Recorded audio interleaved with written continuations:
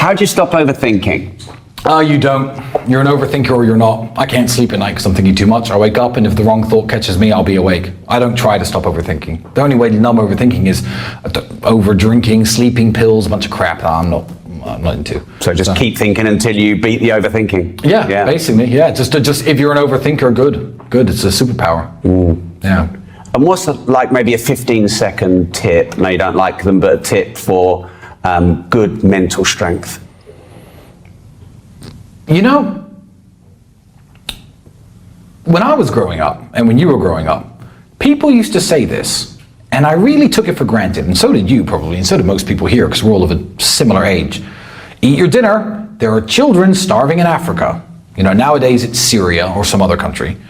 And, you know, you say that to kids, and kids don't really take it in. They're like, yeah, fine, I might eat my dinner, I might not. Mental strength, for me, comes from the knowledge that so many people have it so much worse.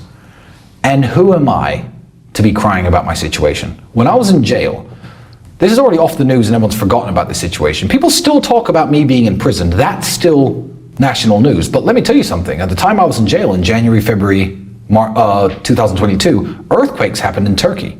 They're still rebuilding. No one cares. That's off the news now. Everyone's forgot about it.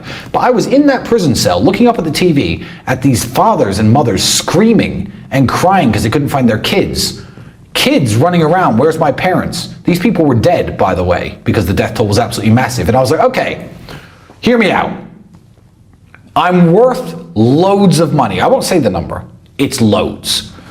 My mom, my daughter, everyone I care about is completely taken care of. All these cars, all this money, all these, life's good, I'm healthy. Okay, I'm in jail. So what? They would trade my places with me in a second if they could have their families and everything completely healthy. They'd sit in jail, especially every man would sit in jail happily for the rest of their lives to have what I have. So yeah, I don't break because who am I to break?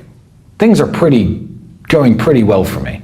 I owe it to the people out there who watch me, who believe in me, to not break. When Sam Smith, and I don't know why I'm saying this guy's name, during the COVID lockdowns was crying on video in his 15 million pound mansion, this is so hard.